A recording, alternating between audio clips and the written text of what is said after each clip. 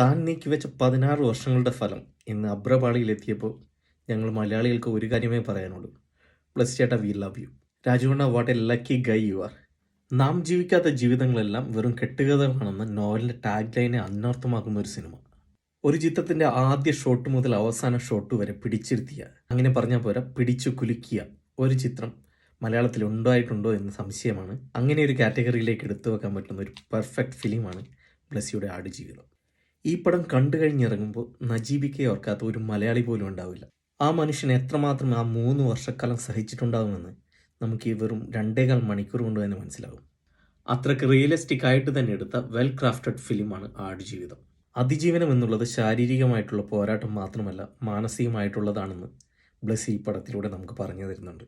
ഒരു മലയാളി തീർച്ചയായും കണ്ടിരിക്കേണ്ട പടമാണെന്നുള്ളത് ഒരൊട്ടും സംശയമില്ലാതെ തന്നെ നമുക്ക് പറയാം. എല്ലാ ഭാഷകളിലും ഈ ചിത്രം റിലീസ് ചെയ്തതോടെ വേൾഡ് വൈഡ് അറ്റൻഷൻ കിട്ടുമെന്ന് യാതൊരുവിധ സംശയമില്ല. ഒരു 5 വയസ്സുള്ള കുട്ടി മുതൽ ഏത് പ്രായത്തിലുള്ളവരായാലും നിങ്ങൾ ഈ പടം പോയി കാണണം. ഭക്ഷണത്തിൻ്റെയും വെള്ളത്തിൻ്റെയും വില കുട്ടികൾക്ക് മനസ്സിലാക്കി കൊടുക്കാൻ വേറൊരു ചിത്രവും കാണിച്ചു കൊടുക്കേണ്ട കാര്യമില്ല. ഈ പടം കൊണ്ടേ കാണിച്ചാൽ മതി. കേരളത്തിലെ മിക്ക വീടുകളിൽ നിന്നും ഒരാളെങ്കിലും മിനിമം ഗൾഫിലുള്ളത് കാരണം ഈ പടം ആ വീട്ടിലുള്ളവർ എന്തു വന്നാലും തീർച്ചയായും കണ്ടിരിക്കണം. ഗൾഫിനെ കുറിച്ചും ഗൾഫ് ലൈഫിനെ കുറിച്ചും അവർക്കുള്ള മിഥ്യാധാരണകൾ പൊളിച്ചെഴുതാൻ പറ്റിയ പടം തന്നെയാണിത്. നജീബിനെ പോലെ എക്സ്ട്രീം ലെവൽ സിറ്റുവേഷൻ അല്ലെങ്കിൽ പോലും ഇവിടെ UK-യിലും വളരെയധികം ആടുജീവിതം നമുക്ക് കാണാൻ സാധിക്കും. ഇൻ്റർവെല്ലായപ്പോൾ അവർ വന്ന് പറഞ്ഞത് ഇത് ഞങ്ങളുടെ കഥയാണെന്നാണ്.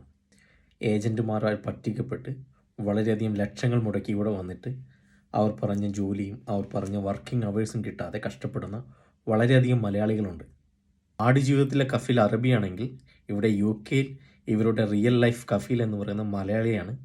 കൊണ്ടുവന്നിട്ട് തിരിഞ്ഞു പോലും നോക്കിയിട്ടില്ലെന്നാണ് അവരിപ്പോൾ പറയുന്നത്.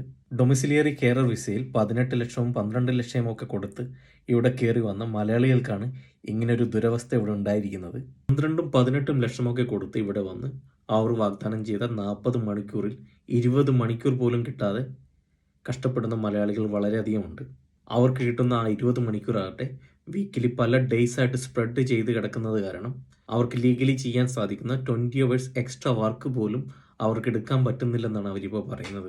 കൊണ്ടുവന്ന മലയാളികളാകട്ടെ ഫോൺ എടുക്കുന്നതുമില്ല. ഇതെല്ലാം ശരിയാകുമെന്നുള്ള പോസിറ്റീവ് ആറ്റിറ്റ്യൂഡാണ് അവരിപ്പോൾ നയിച്ചുകൊണ്ടിരിക്കുന്നത്. ആടുജീവിതം പോലെ ഒരു ലൈഫ് ടൈം വണ്ടറായ ഒരു സിനിമ നിങ്ങൾ തീർച്ചയായിട്ടും പോയി കണ്ടിരിക്കേണ്ടതാണ്. ധൈര്യമായിട്ട് ടിക്കറ്റ് എടുത്ത് പോയിക്കോ.